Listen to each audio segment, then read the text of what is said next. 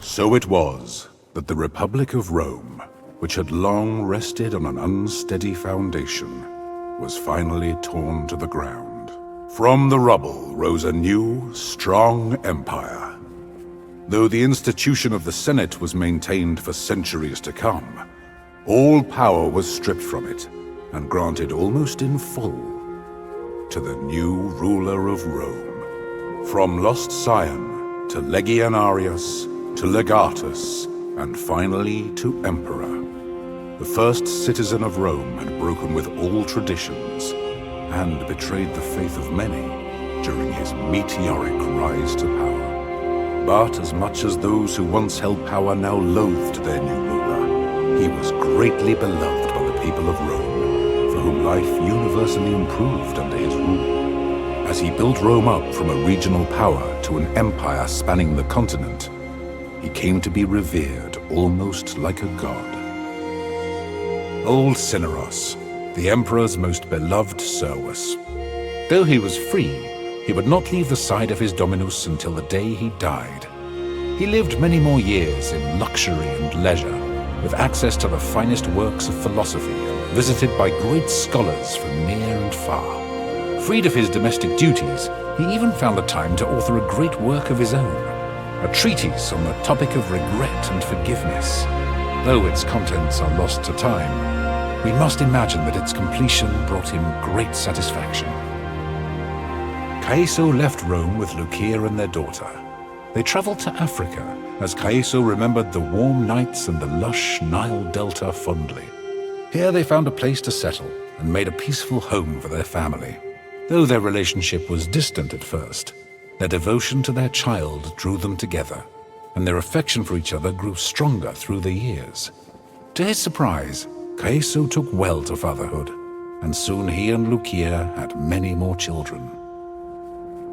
Callida's second marriage turned out considerably better than her first.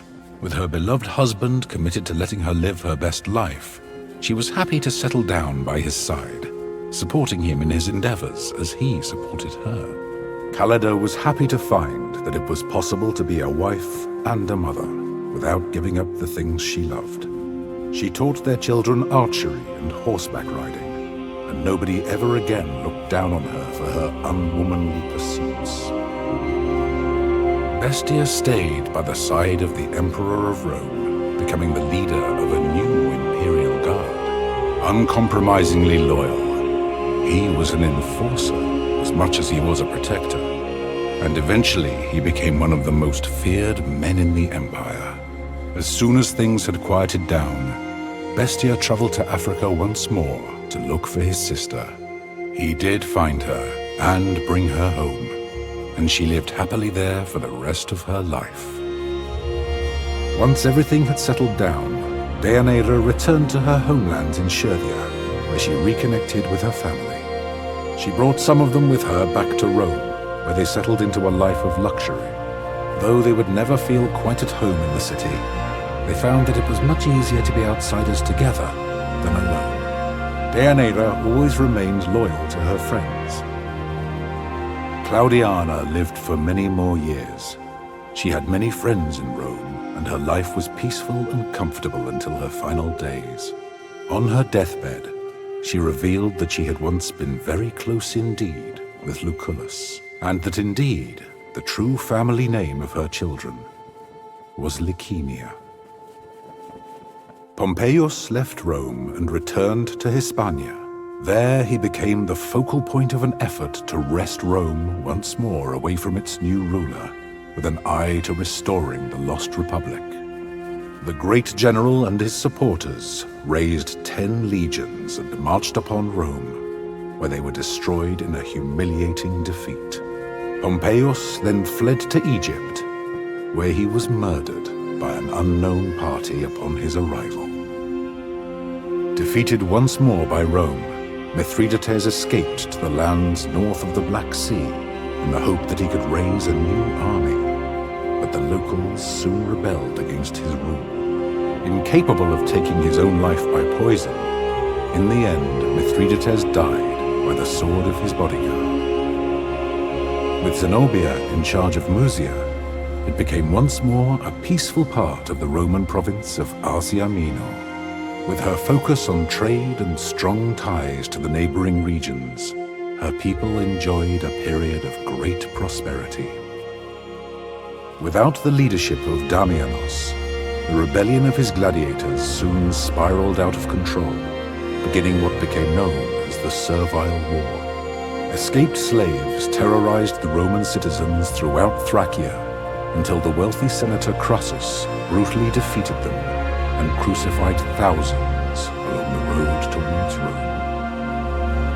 Nunia's death sent Nazarmanes spiraling into a fractious conflict as greedy elders from minor tribes attempted to fill the void her passing had left behind. Though Queen Cleopatra attempted to bring the region under control, her attentions were too divided, the conflict too great for her to manage. Rome was forced to send more legions to enforce peace and stability with an iron fist. Though Africa Proconsularis eventually saw peace again, the traditions and culture of the Berber population were lost forever. Queen Cleopatra Philopator was, from the day of her coronation, a greatly beloved queen of Egypt. Revered and admired by the population, she spent many of her days traveling up and down the Nile to visit her subjects and address their troubles and concerns. Under her rule, Egypt remained a powerful and prosperous nation and a strong ally of Rome. The fruits of the Nile flowed freely to the people of the Republic. After traveling all across Africa for many years, going wherever her instincts took her, Rhea eventually returned to Memphis and to the service of Tener at the Temple of Ubasti. When her mentor passed away, Rhea naturally assumed the mantle as High Priestess of the Cat Goddess.